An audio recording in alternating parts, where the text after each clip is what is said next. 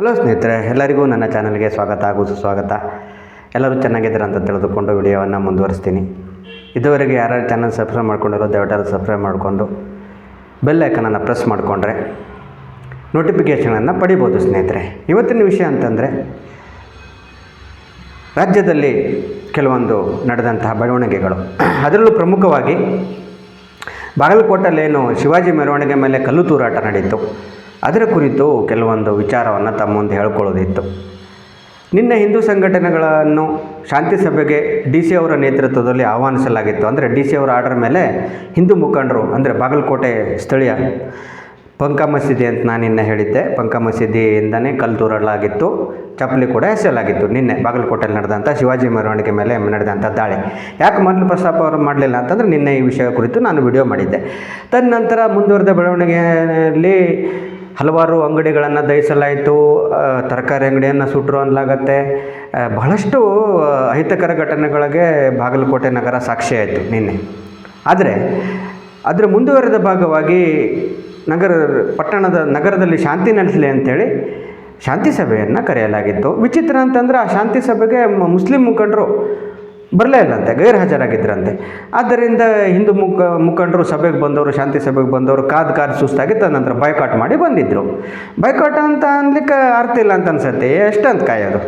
ಅವರು ಅಂದರೆ ಶಾಂತಿ ಒಂದು ಕಡೆಯಿಂದ ಶಾಂತಿ ಆಗತ್ತೆ ಅಂದರೆ ಏನು, ಅದೇ ಭಾರತದಲ್ಲಿ ಆಗಿರೋದು ಅದೇ ಸಮಸ್ಯೆ. ಮೂಲ ನಾನು ಹೇಳಲಿಕ್ಕೆ ಹೊರಟಿರೋದು ಅಂತಂದರೆ ಈ ಸರ್ಕಾರದಲ್ಲೇ ನಡೀತು ಅಂತ ನೀವು ತಿಳ್ಕೊಳ್ಳಿ, ಅಥವಾ ಯಾವುದೇ ಒಂದು ಇದು ತಿಳ್ಕೊಳ್ಳಿ, ಮುಸ್ಲಿಮರ ಒಂದು ಆ ರೀತಿ ಭಾವನೆ ಆ ರೀತಿ ರೂಢಿ ಬೆಳೆದು ಬಂದುಬಿಟ್ಟಿದೆ. ಅಂದರೆ ಶಾಂತಿ ಅಂತಂದ್ರೆ ನಮ್ಮ ಹಿಂದೂಗಳಿಗಷ್ಟೇನಾ ಅಂಥೇಳಿ ಹಿಂದೂ ಮುಖಂಡರಲ್ಲಿ ಬಹಳ ಕಳವಳ ವ್ಯಕ್ತಪಡಿಸಿದರು, ಆಕ್ರೋಶ ವ್ಯಕ್ತಪಡಿಸಿದರು. ಇವತ್ತು ವಿಚಿತ್ರ ಅಂತಂದರೆ ಹಿಂದೂ ಮುಖಂಡರು ಗೈರ್ಹಾಜರಾಗಿದ್ದರಂತೆ, ಮುಸ್ಲಿಂ ಮುಖಂಡರು ಬಂದು ಕೆಲವೊಂದು ಹೇಳಿಕೆಯನ್ನು ಕೊಟ್ಟು ಹೋದ್ರಂತೆ.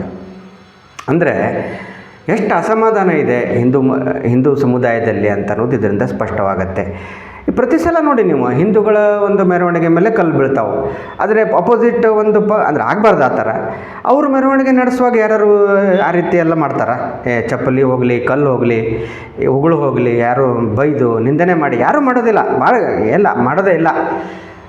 ಅಂದರೆ ಆ ರೀತಿ ಕಾನೂನು ಒಂದು ಇದು ಕೂಡ ಏನಂತಾರೆ ಅದಕ್ಕೆ, ಅಂದರೆ ಕಾನೂನಿನ ಒಂದು ಸಪೋರ್ಟ್ ಅನ್ನೋದಕ್ಕಿಂತ ಸರ್ಕಾರದ ಶ್ರೀರಕ್ಷೆ ಅವ್ರ ಮೇಲೆ ಬಹಳ ಇರೋದರಿಂದ ಅವರು ಯಾವುದೇ ಒಂದು ಮಟ್ಟಕ್ಕೆ ಬೇಕಾದ್ರೂ ಹೋಗ್ತಾ ಇದ್ದಾರೆ.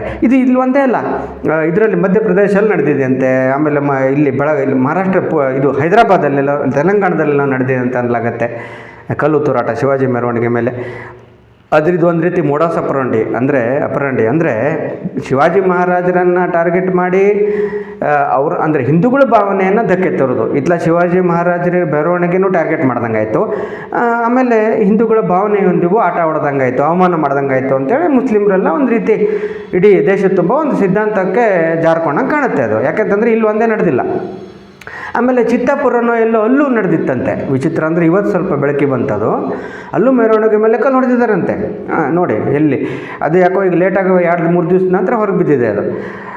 ಈ ವಿಷಯದ ಕುರಿತು ನಾನು ನಿನ್ನೆ ವಿಡಿಯೋದಲ್ಲಿ ಪ್ರಸ್ತಾಪ ಮಾಡಿದ್ದೆ, ಕಾಂಗ್ರೆಸ್ ನಾಯಕರು ಯಾರು ಹೇಳಿಕೆ ಕೊಡೋದಿಲ್ಲ ಅಂಥೇಳಿ. ಪ್ರಿಯಾಂಕ್ ಖರ್ಗೆ ಅವರು ಮೋಸ್ಟ್ಲಿ ಮಾಧ್ಯಮದವರು ಪ್ರಶ್ನೆ ಕೇಳಿದ್ರು ಅಂತ ಅನಿವಾರ್ಯವಾಗಿ ಉತ್ತರ ಕೊಟ್ಟರೆ ಏನು ಗೊತ್ತಿಲ್ಲ.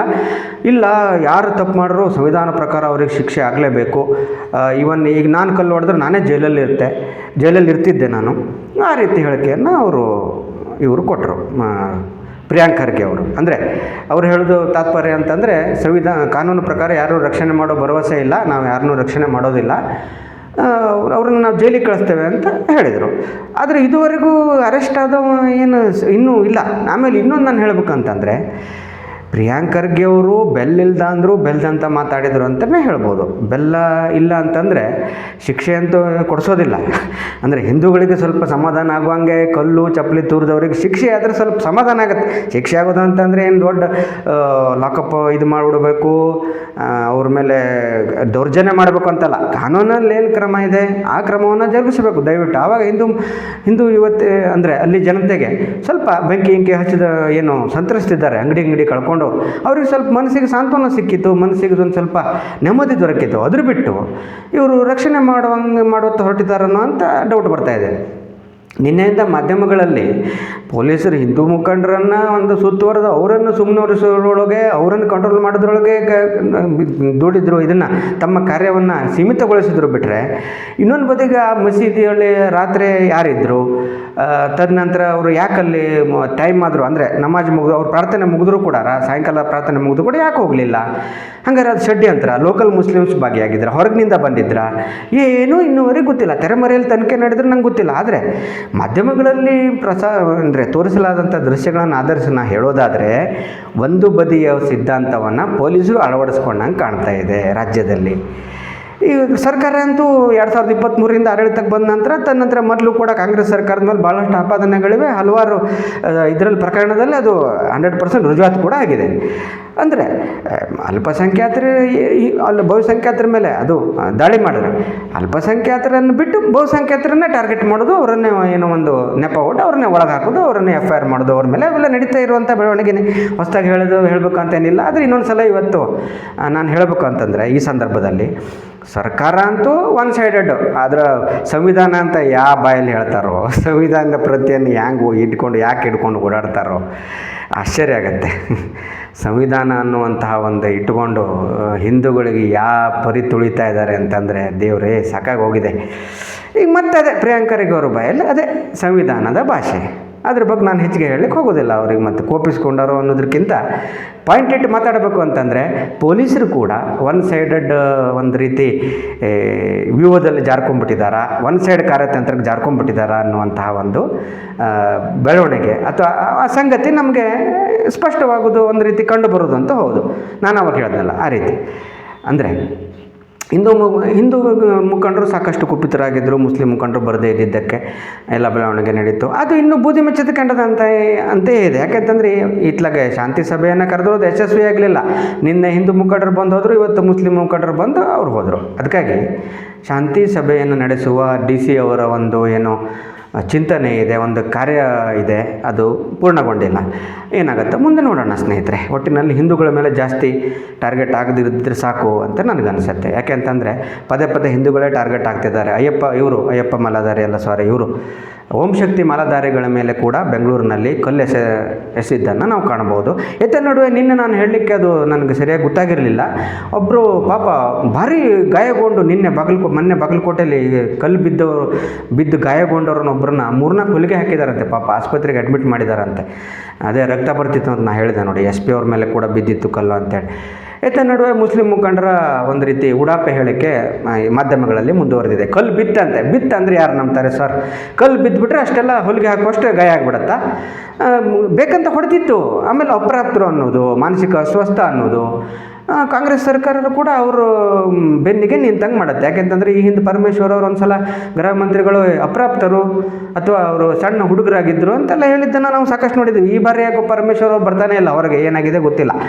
ಊರಿಗೆ ಹೋಗಿದ್ದಾರೆ ಏನು ಗೊತ್ತಿಲ್ಲ. ಒಟ್ಟು ಮಾಧ್ಯಮಗಳೆದುರಿಗೆ ಅವ್ರು ನಾನಂತೂ ಇದುವರೆಗೆ ಮೊನ್ನೆ ಆ ಘಟನೆ ನಡೆದು ಇದುವರೆಗೂ ಅವ್ರನ್ನ ಎಲ್ಲೂ ನೋಡಿಲ್ಲ, ಅವ್ರಿಗೆ ಸ್ಟೇಟ್ಮೆಂಟನ್ನು ನಾನು ನೋಡಿಲ್ಲ. ಇನ್ನು ಎರಡನೇ ವಿಷಯ ಅಂತಂದರೆ, ಕಾಂಗ್ರೆಸ್ BJPಯ ಒಂದು ವಿರುದ್ಧ ಪ್ರತಿಭಟನೆ ಮಾಡಲು ದೆಹಲಿಯ ಭಾರತ ಮಂಟಪಂನಲ್ಲಿ ಹೋಗಿ ಹೊರಟಿತ್ತು. ಆದರೆ ಉಲ್ಟಾ ಅದರ ಕಾರ್ಯಕರ್ತರೇ ಅವಮಾನ ಮಾಡಿಸ್ಕೊಂಡು ಅಂದರೆ ಅವರಿಗೆ ಮುಖಭಂಗವಾದಂಥ ಘಟನೆ ನಿನ್ನೆ ನಡೆದಿದೆ. ಇದು ನಿನ್ನೆ ತಗೊಳ್ಳಿಕ್ಕಾಗಲಿಲ್ಲ, ಸಾಯಂಕಾಲ ನಡೆದಂಥ ಘಟನೆ. ಇದ್ರ ಕುರಿತು ಮೇನಾಗಿ ಹೇಳಬೇಕು ಅಂತಂದರೆ, ರಾಹುಲ್ ಗಾಂಧಿ ಅವರು ಯಾವ ರೀತಿ ಹತಾಶ ಮನಸ್ಥಿತಿಗೆ ಮರಳಿದ್ದಾರೆ. ಯಾಕಪ್ಪ ಅಂತಂದರೆ, ರಾಹುಲ್ ಗಾಂಧಿಯವರು ಲೋಕಸಭೆಯಲ್ಲಿ ಅಧಿವೇಶನ ನಡೆದಿದ್ದಂಗೆ ನೋಡ್ಕೋತಾರೆ ಅಂತ ಕಳೆದ ಹಲವಾರು ವಿಡಿಯೋಗಳಲ್ಲಿ ನಿಮಗೆ ಹಲವಾರು ಬಾರಿ ನಾನು ಹೇಳಿದ್ದೆ ಆ ವಿಷಯವನ್ನು. ಅಂದರೆ ರಾಹುಲ್ ಗಾಂಧಿ ಅವರು ಈ ಬಾರಿ ಅಂತೂ ನರವಣಿಯವರ ಪುಸ್ತಕ ಹಿಡ್ಕೊಂಡು ಖಾಲಿ ಹಾಳೆಯ ಪುಸ್ತಕವನ್ನು ಹಿಡಿದಿದ್ದರು ಅಂತ ಆಮೇಲೆ ಗೊತ್ತಾಯಿತು. ಸುಮ್ಮನೆ ಅದರಲ್ಲಿ ಏನಿರಲಿಲ್ಲ, ಸುಮ್ಮನೆ ಒಟ್ಟಿನಲ್ಲಿ ಏನು ಒನ್ ಪಾಯಿಂಟ್ ಎಜೆಂಡಾ ಅಂತಂದರೆ ಲೋಕಸಭೆಯಲ್ಲಿ ಸದನವನ್ನು ಹಾಳು ಮಾಡುವುದೇ ಅಂಥೇಳಿ ಬಹುತೇಕರು ರಾಜಕೀಯ ವಿಶ್ಲೇಷಕರು ಇದನ್ನು ವಿಶ್ಲೇಷಣೆ ಮಾಡಿದರು. ಅದು ಹೌದು ಅಂತ ಕೂಡ ನನಗನ್ನಿಸ್ತು. ಆದರೆ ಇನ್ನೂ ಒಂದು ಹೆಜ್ಜೆ ಮುಂದೆ ಹೋಗಿ ನಿನ್ನೆ ದೆಹಲಿಯಲ್ಲಿ ಅಂತಾರಾಷ್ಟ್ರೀಯ ಮಟ್ಟದ AI ಶೃಂಗಸಭೆ ನಡೀತಾ ಇದೆ. ಆ ಶೃಂಗಸಭೆಯಲ್ಲಿ ಮೋದಿಯವರ ವಿರುದ್ಧ ಪ್ರತಿಭಟನೆ ಮಾಡಲು ಕಾಂಗ್ರೆಸ್ ಯುವ ಕಾರ್ಯಕರ್ತರು ತೆರಳಿದ್ರು. ಟಿ ಶರ್ಟ್ ಹಿಡ್ಕೊಂಡು ಹಾಕ್ಕೊಂಡು ಹೋಗಿದ್ರು. ಅವ್ರದ್ದೇನು ಉದ್ದೇಶ ಇತ್ತು ಅಂತಂದರೆ, ಭಾರತ ಅಮೇರಿಕ ಏನು ವ್ಯಾಪಾರ ಒಪ್ಪಂದ ಮಾಡ್ಕೊಂಡಿವೆ, ಆ ಒಪ್ಪಂದದ ವಿರುದ್ಧ ಇವರು ಮೋದಿಯವರ ವಿರುದ್ಧ ಪ್ರತಿಭಟನೆ ಮಾಡ್ಲಿಕ್ಕೆ ಹೋದವರು. ಅಲ್ಲಿ ಏಕಾಏಕಿ ನುಗ್ಗಿಬಿಟ್ರು ಅವರು. ಪಾಸ್ ಗೀಸ್ ಏನಿಲ್ಲ ಇವ್ರ ಹತ್ರ. ಅಲ್ಲಿ ಪಾಸ್ ಇದ್ದವರು ಅಷ್ಟನ್ನೇ ಅಲೋ ಮಾಡಲಾಗಿದೆ ಒಳಗೆ. ದೆಹಲಿ ಮಂಟಪಂನಲ್ಲಿ 1-1.5 ಲಕ್ಷ ಜನ ಕೂಡಿದ್ದಾರೆ ಅನ್ನಲಾಗತ್ತೆ. ಹಲವಾರು ಅಂತಾರಾಷ್ಟ್ರೀಯ ಮಟ್ಟದ ಕಂಪನಿಗಳು ಸೇರಿದ್ದವು. ಆಮೇಲೆ ಫ್ರಾನ್ಸ್ ಅಧ್ಯಕ್ಷರು ಭಾರತವನ್ನು ಹಾಡು ಹೊಗಳಿದ್ರು. ಇವೆಲ್ಲ ಬೆಳವಣಿಗೆ ನಡೆದಿತ್ತು. ಇವರು ಹೋಗ್ಬಿಟ್ರು. ನಿನ್ನೆ ಗೂಳಿ ನುಗ್ಗಿದ್ರು ಅಲ್ಲಿ. ಏನು ಆದರೆ ವಿಚಿತ್ರ ಅಂತಂದರೆ, ಇವರು ಗಲಾಟೆ ಮಾಡ್ಬೇಕಂತ ಹೋದರು. ಆದರೆ ಅಲ್ಲಿ ಅಧಿಕೃತವಾಗಿ ಬಂದಂತಹ ಇವರು ಸಮಿಟಿಗೆ ಬಂದಂಥವರು ಅನಧಿಕೃತವಾಗಿ ಬಂದಂತಹ ಕಾಂಗ್ರೆಸ್ ಕಾರ್ಯಕರ್ತರನ್ನು ಹೇಗೆ ಬೇಕೋ ಹಂಗೆ ದಂಡನೆ ಮಾಡಿ ಅವ್ರ ಮೇಲೆ ಹಲ್ಲೆ ಮಾಡಿ ಅವರೇ ಹೆದರಿ ಹೋಗುವಂಗೆ ಮಾಡಿದರು. ಅದರಲ್ಲಿ ಒಂದು 4-5 ಮಂದಿ ಸಿಕ್ಕಿದ್ದಾರೆ ಅಂತೆ. 4 ಮಂದಿಯನ್ನು ಪೊಲೀಸರು, ದಿಲ್ಲಿ ಪೊಲೀಸರು ಅರೆಸ್ಟ್ ಮಾಡಿದಾರಂತೆ ಕಾಂಗ್ರೆಸ್ ಕಾರ್ಯಕರ್ತರನ್ನು. ಅವ್ರ ಮೇಲೆ FIR ಹಾಕಿ ಒಳಗೆ ಹಾಕಿದ್ದಾರೆ. ವಿಚಾರಣೆ ನಡೆಯುತ್ತೆ. ಅಂದರೆ ಕಾಂಗ್ರೆಸ್ಸು ಹತಾಶ ಮನೋಭಾವನೆಯಿಂದ ಇಲ್ಲಿವರೆಗೆ ಬಂದ್ಬಿಡ್ತಾ ಅಂತ ಹಲವಾರು ಜನ ಕಳವಳ ವ್ಯಕ್ತಪಡಿಸ್ತಾ ಇದ್ದಾರೆ. ನೀವು ಮೋದಿಯವರ ವಿರುದ್ಧ ಹೋರಾಡಿ, ವಿರೋಧ ಪಕ್ಷಗಳು ಹೋರಾಡೋದು ಅಂತಂದರೆ ಶಾಂತವಾಗಿ ಪ್ರತಿಭಟನೆ ಮಾಡಬೇಕು. ಒಂದು. ಎರಡನೇದಾಗಿ ಬೆಲೆ ಏರಿಕೆ ವಿರುದ್ಧ ಹೋರಾಡಿ, ಅಮೇರಿಕ ಮತ್ತು ಭಾರತದ ವ್ಯಾಪಾರ ಇದು ಒಪ್ಪಂದ ನಿಮಗೆ ಒಪ್ಪಿಗೆ ಆಗಲಿಲ್ಲ ಅಂತಂದರೆ ಸಮಜಾಯಿಷಿ ಕೊಡಿ, ಪ್ರತಿಭಟನೆ ಮಾಡಿ. ದೆಹಲಿಯಲ್ಲಿ ಜಂತರ್ ಮಂತರ್ ಇದೆ, ಅಥವಾ ಬೇರೆ ಕಡೆ ಪ್ರತಿಭಟನೆ ಮಾಡಿ. ಅದು ಅಂತಾರಾಷ್ಟ್ರೀಯ ಮಟ್ಟದ ವೇದಿಕೆಯಲ್ಲಿ ಭಾರತದ ಮಾನ ಕಳೆಯುವಂಥ ಪ್ರತಿಭಟನೆಯನ್ನು ಮಾಡಲಿಕ್ಕೆ ಹೋಗಿ ನಿಮ್ಮ ಮರ್ಯಾದೆಯನ್ನು ನೀವು ಯಾಕೆ ಕಳ್ಕೊಂಡ್ರೆ ಅಂತ ಸಹಜವಾಗಿ ಈಗ ಹೇಳಬೇಕಾಗತ್ತೆ ನಾವು. ಒಟ್ಟಿನಲ್ಲಿ ಕಾಂಗ್ರೆಸ್ಸು ನಿನ್ನೆ ಪ್ರತಿಭಟನೆ ಮಾಡಲು ಇಳಿದು ಒಂದು ರೀತಿ ಗುಂಡಾಗಿರಿಯನ್ನು ಪ್ರದರ್ಶನ ಮಾಡ್ತಾ ಅಂತ ಎಲ್ಲಿ ಬೇಕಲ್ಲಿ ಯೂಟ್ಯೂಬ್ ವಿಡಿಯೋಗಳಲ್ಲಿ ನೋಡ್ಬೋದು, ಮಾಧ್ಯಮಗಳಲ್ಲಿ ನೋಡ್ಬೋದು. ಇದರಿಂದ ಒಂದು ಏನು ಅರ್ಥ ಆಗುತ್ತಪ್ಪ ಅಂತಂದರೆ, ಮೋದಿಯವರನ್ನು ಇವರು ರಾಜಕೀಯವಾಗಿ ಕಟ್ಟು ಹಾಕುವುದನ್ನು ಬಿಟ್ಟು ವೈಯಕ್ತಿಕವಾಗಿ ಅವರ ವಿರುದ್ಧ ಏನಾದರೂ ದ್ವೇಷಕ್ಕಿಳಿದಂತೂ ಹೌದು, ಭಾಳ ದಿವಸಗಳಿಂದ ನಡೀತಾನೆ ಇದು. ಇನ್ನೂ ಮುಂದುವರಿದ ಭಾಗದಲ್ಲಿ ಇದು ಲೋಕಸಭೆಯಲ್ಲಂತೂ ಮಹಿಳಾ ಕಾಂಗ್ರೆಸ್ ಸಂಸದರು ಅವರನ್ನು ಘೇರಾವ್ ಮಾಡಲಿಕ್ಕೆ, ಅವ್ರ ಮೇಲೆ ಹಲ್ಲೆ ಮಾಡಲಿಕ್ಕೆ ಹೋಗಿದ್ರು ಅಂತೂ ಕೂಡ ನಡುವು ಸುದ್ದಿಯಾಗಿತ್ತು. ಕಳವಳಕಾರಿ ಸಂಗತಿ ಇದು. ಈಗ ಇನ್ನೂ ಒಂದು ಹೆಜ್ಜೆ ಮುಂದೆ ಹೋಗಿ ಅಂತಾರಾಷ್ಟ್ರೀಯ ಮಟ್ಟದ AI ಮೇಳದಲ್ಲಿ ಇವರು ಮೋದಿಯವರ ವಿರುದ್ಧ ಪ್ರತಿಭಟನೆ ಮಾಡ್ತಾನೆ ಅಂತೇಳಿ ಟಿ ಶರ್ಟ್ ಎಲ್ಲ ಹಾಕ್ಕೊಂಡು ಗುಂಡಾಗಳ ರೀತಿ ಒಳಗೆ ನುಗ್ಗಿ ಅಲ್ಲಿ ಎಲ್ಲ ವಸ್ತುಗಳನ್ನು ಚಲ್ಲಾಪಿಲ್ಲಿ ಮಾಡಿ, ಅಂದರೆ ಇವರದ್ದು ಉದ್ದೇಶ ಏನಾಗಿತ್ತು? ಸಭೆಯನ್ನು ಹಾಳು ಮಾಡೋದು, ಅಂತಾರಾಷ್ಟ್ರೀಯ ಮಟ್ಟದಲ್ಲಿ ಭಾರತದ ಮೋದಿಯವರ ಮಾನವನ್ನು ಅಂದರೆ ಮರ್ಯಾದೆಯನ್ನು ತೆಗೆಯೋದು, ಮಾನ ಹರಾಜು ಹಾಕೋದು ಅಂತ ಇವ್ರದ್ದು ಆಗಿತ್ತು ಅಂತ ಅನಿಸುತ್ತೆ. ಆದರೆ ವಾಪಸ್ ಇವ್ರ ಮೇಲೆ ಹಲ್ಲೆ ಆಗಿದ್ದರಿಂದ ಕಾರ್ಯಕರ್ತರ ಮೇಲೆ ಸುಮ್ಮನೆ ಇವರಿಗೆ ಮುಜುಗರ ಆಗಿ ಮುಖಭಂಗ ಆಗಿ 4 ಮಂದಿ ಸಿಕ್ಕಿಬಿದ್ದಿದ್ದಾರೆ. ವಿಚಾರಣೆ ನಂತರ ಅದೇನಾಗುತ್ತೆ ನೋಡಬೇಕು. ಅಂದರೆ 2 ವಿಷಯವನ್ನು ನಾನು ನಿಮ್ಗೆ ಹೇಳಿದೆ. ಸಾಧ್ಯವಾದರೆ ಇನ್ನೂ 1-2 ವಿಷಯ ಇದೆ. ಇವತ್ತು ಬಹಳಷ್ಟು ವಿಷಯಗಳಿವೆ. ಆದರೆ ಇನ್ನೊಂದು ವಿಡಿಯೋ ಹಾಕ್ತೇನೆ ಸ್ನೇಹಿತರೆ. ವಿಡಿಯೋ ತುಂಬ ಲಾಂಗ್ ಆಯಿತು. ತಪ್ಪಿನಿಂದ ತಪ್ಪಾದರೆ ಕ್ಷಮೆ ಇರಲಿ. ಜೈ ಹಿಂದ್, ವಂದೇ ಮಾತರಂ. ಬಾಯ್ ಸ್ನೇಹಿತರೆ.